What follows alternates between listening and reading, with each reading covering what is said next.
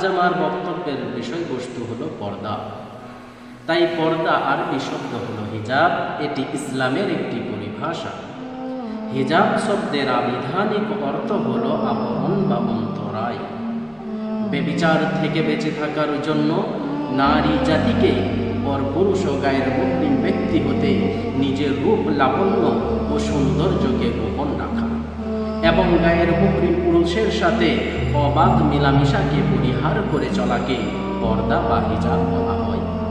নারীর রূপ ও সৌন্দর্য ব্যভিচারের পথকে সুগম করে দেয়। পুরুষকে নারীর মোহনীয় রূপ ও সৌন্দর্যের প্রতি আকর্ষিত হয়ে তার সাথে অবৈধ যৌনাচারে লিপ্ত হয়। তাই ইসলাম নারী পুরুষের অবাধ মেলামেশাকে নিষেধ করে দিয়েছে। সত্যিকার অর্থে এই পর্দা প্রথার মাধ্যমে নারী জাতির মান সম্মান রক্ষা করা এবং দাম্পত্য জীবনে অশান্তি দেখা দেওয়ার হাত থেকে রক্ষা করাই পর্দার মুখ্য উদ্দেশ্য। তাই আল্লাহ রাব্বুল আলামিন পবিত্র কোরআন মাজিদের মধ্যে বললেন, ইয়া আইয়ুহান নাবিয়্যু কুল লিআজওয়াজিকা ওয়া বানাতিকা ওয়া নিসাইল মুমিনিন।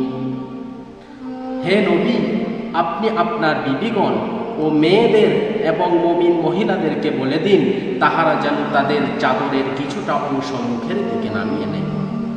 হুজুরে পাক সাল্লাল্লাহু আলাইহি ওয়াসাল্লাম বলেন, নিসাউন কাসিয়াতুন আরিয়াতুন মুমিলাতুন মাইলাতুন রুউসুহুন্না কাল বুখতিল মাইলাতি লা ইয়াদখুলনাল জান্নাতা ওয়া লা ইয়াজিদনা রিহাহা।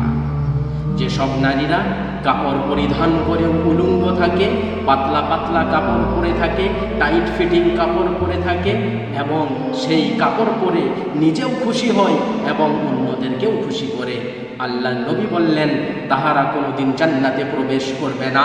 ওয়ালা ইয়াজিদনা রিহাহা, এমনকি তারা জান্নাতের সুগন্ধ কোনোদিন পাবে না।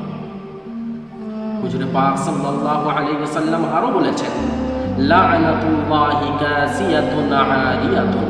ওই সমস্ত নারীর ওপর আল্লাহ লানত হোক যে সব নারীরা কাপড় পরিধান করেও উলঙ্গ থাকে।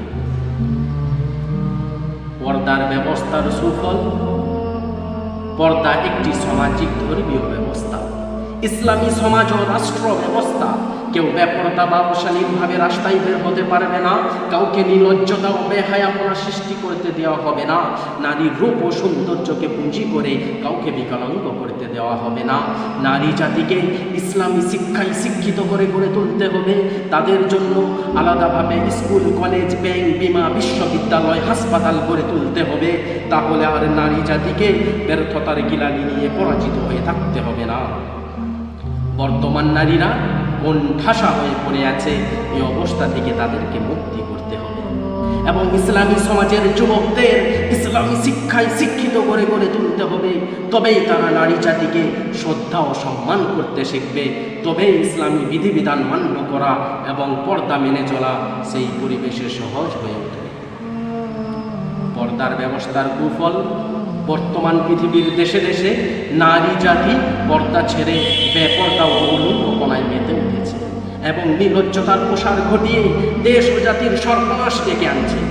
আজ সমাজের মধ্যে পর্দা তো নেই, বরং নারীর যে সতরে বিধান দেওয়া হয়েছে তাও তারা মানছে না। সতর মুক্ত থাকা মূলত উলঙ্গ থাকার সমান্তর।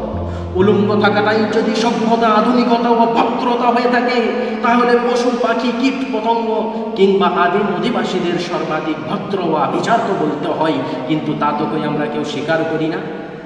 সারা বিশ্ব জুড়ে চলছে বেপর্দা ও উলঙ্গপনার প্রতিযোগিতা।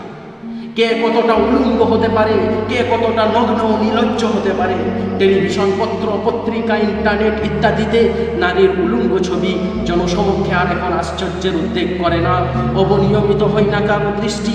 বেপর্দা যতটা বৃদ্ধি পেয়েছে, অনৈতিকতা কার্যকলাপ তার চেয়েও কয়েক গুণ বেশি বৃদ্ধি পেয়েছে। নারী নির্যাতন বৃদ্ধি পেয়েছে একাডেমি, হারে, ঘরে, বাইরে, হাটে, বাজারে, সব জায়গায় নারীরা নির্যাতিত হচ্ছে। কঠিন থেকে কঠিনতর হয়ে উঠেছে নারী বিবাহ। তাই ইসলামের মধ্যে কেউ চাই না আমরা যে নির্লজ্জতার প্রচার হোক। তো তো যারা চায় যে ইসলামের মধ্যে নির্লজ্জতার প্রচার হোক, তাদের জন্য আল্লাহ বলছেন, ইন্নাল্লাযীনা ইউহিব্বুনা আন তাশিআল ফাহিশাতু ফিল্লাযীনা আমানু লাহুম আযাবুন আলীমুন ফিদ দুনিয়া ওয়াল আখিরাহ। যারা ইচ্ছা করে যে ইসলামের মধ্যে নির্লজ্জতার প্রচার হোক, তাদের জন্য দুনিয়াতে এবং আখিরাতে যন্ত্রণাদায়ক শাস্তি রয়েছে।